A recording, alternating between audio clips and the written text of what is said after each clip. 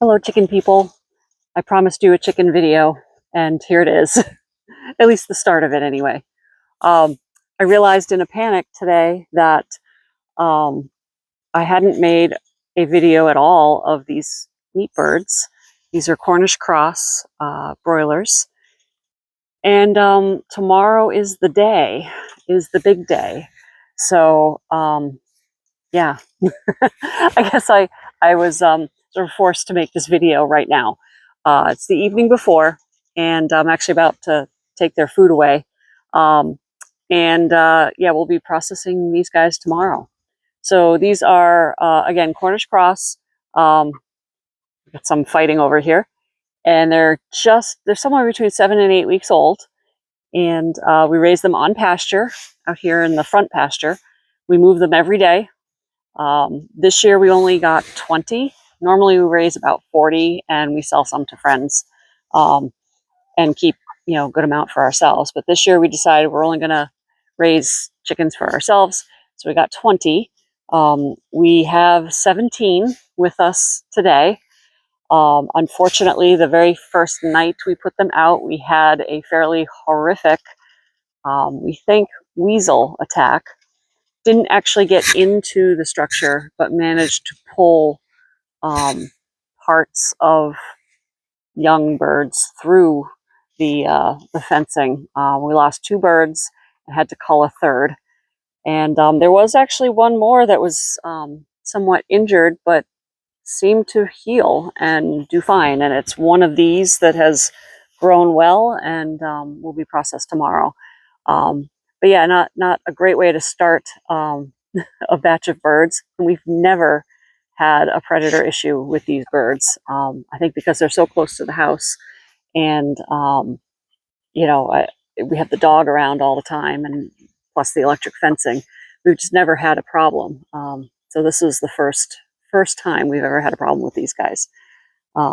Anyway, so tomorrow is the big day, and yeah, we've got our equipment set up. I'll show you that in a second. And yeah, they had a good life.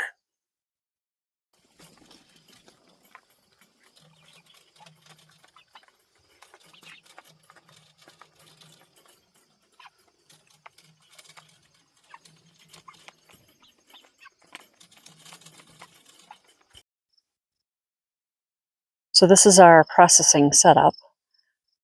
We have 2 zones. We have what we call the dirty zone, which is on this end closest to me. And then in the distance under the white tent is the clean zone. And you'll see why we talk about these in that way in a second. These are the cones, and this is where the chickens spend their last moments. The cones actually calm the chickens down and keep them from thrashing about, which is just better for everybody, better for the bird, better for the meat, better for us too.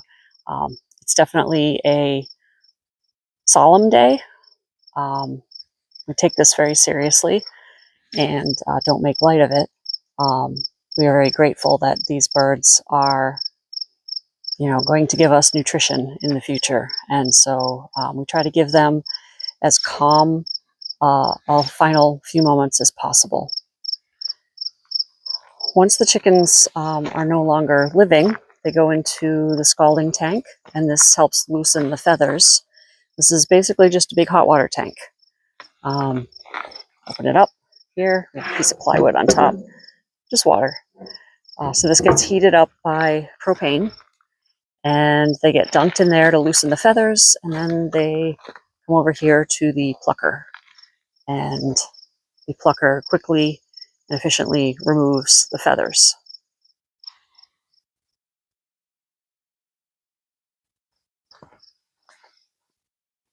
We'll walk over here to the clean zone. So once the chickens are defeathered, they come over here.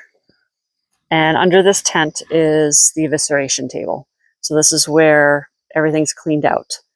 And once the chicken is completely cleaned up and ready, it goes into the chill tank. So tomorrow morning, we'll fill this with water and put some ice blocks in here, and the processed birds will rest in here. I usually keep them in here about 2 hours or so, floating in ice water until they're completely chilled, and then we take them inside to further package and part them up.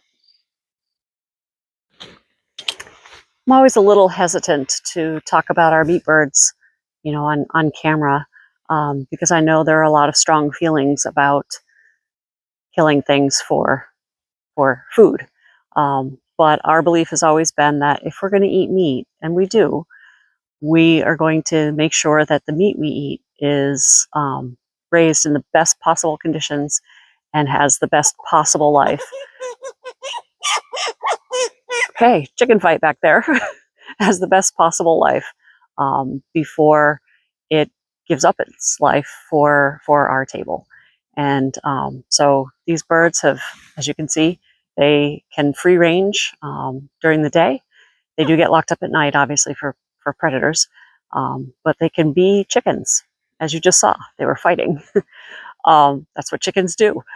So they live a good, calm, stress-free life. They can, have all the food and water they want. They can, run around and eat insects and plants and whatever.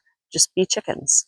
And they have just one bad day, one bad 2 minutes, and the rest of their lives are pretty good. So, tomorrow will be a somber day. Just my husband and I processing tomorrow. Since we only have 17, we can get through them pretty quick. But at the end of the day, it'll be quiet in our house as we sort of consider what just occurred. So, if you're going to eat meat, I really strongly believe that you should care about the animals that have given their lives for you to be able to eat meat. So on a lighter note, we'll head out to the egg layers, and as soon as they see me, I know they're all going to come running to the fence because they're going to think that I have something for them. Hello, ladies.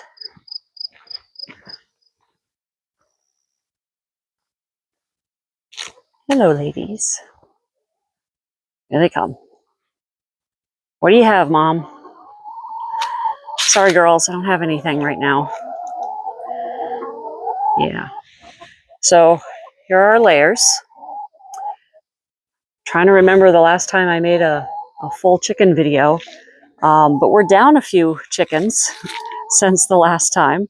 I believe, and we probably should do an inventory pretty soon, we're somewhere in the 50s, somewhere around 55 chickens, I think, somewhere around there. Not exactly sure. We did a big chicken giveaway in the spring when we brought in the newer pullets, and gave away probably like 30 birds or so. And the newest chickens are the ones with the bright green leg bands there, with these two. And we have some of the older chickens that have, I don't know if you can see the blue one there. Whoop. There we go, there's the blue one. Oh, she just walked away from me. Anyway, there are chickens running around with blue leg bands, and those are 2-year-olds. Some of our chickens are looking a bit rough this year, and we think there's been a lot of pecking going on, dominance issues. So we've got some half-naked chickens. Yeah. And they're starting to molt. I don't know if you can see under the chicken tractor, there's some feathers. That's usually a sign that they're starting to molt. So we're going to have some pretty sad-looking chickens here in a couple of weeks. Basically, all the blue band chickens, the 2-year-olds, will molt. The newer chickens should not molt, the ones that we just got this year. So I step over the electric fence. Yeah, so yeah, we're down quite a bit, and that's okay. We're no longer selling at the farmer's market or the local store. We are just selling here at the farm. We have a self-serve cooler, And, business has been pretty brisk. We're generally able to stay ahead of the egg production. I've done a few donations to the food bank of excess eggs. Let's see what's going on over here. Ooh, water time. It's evening, so generally they have like an evening snack and an evening water before they go in for the night. So yeah, so we're just selling off the farm. So we've reduced our flock from, at one point we had 140, and it was down to like 70 or 80, and we've taken it even further down into the 50s. We may continue to, shrink the flock as demand allows. We'll see. So I'm going to turn around here and show you something. We have a scarecrow now. And scarecrow moves on a regular basis to keep things interesting. The reason we have the scarecrow is because a couple of months ago, I heard a kerfluffle out here. The chickens were way out beyond that spruce tree in the pasture, and I could hear them from the house. And I came running out to see a bald eagle carry off one of the chickens. Never had a bald eagle before. We know that they are around. They're at there's a river not too far from here, like, I don't know, 2 miles away, maybe as the crow flies, maybe even closer than that. But we know that they are there, but certainly did not expect them to come hunt chickens. And the eagle came back and took a second chicken, possibly a third. We're not entirely sure. But since we put Mr. Scarecrow up, we haven't had any aerial attacks. So yeah, that was a surprise. We have had a few lost chickens to probably either a coyote or a fox. More likely a coyote.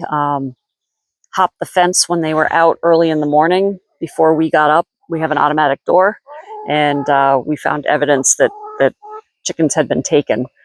So it's been a rough year all around for our various flocks in terms of predator load. So yeah,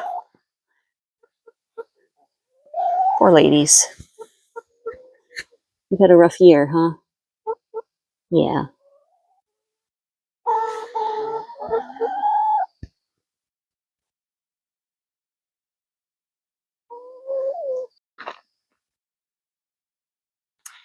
Well, I think I'm going to keep it short. A short and sweet chicken video. That's the update. We've got 2 flocks on the property right now. Tomorrow we will have 1 remaining, and both have had their share of difficulties with predators this year. It's been a very harsh predator year, and that's life. That's life on the farm. That's life in rural New Hampshire. We have all of the predators here, and all of them like chicken. So we do our best to try to keep them safe and healthy. But sometimes nature wins. So that's the latest from the chicken farm. So yeah, I think that's it for now.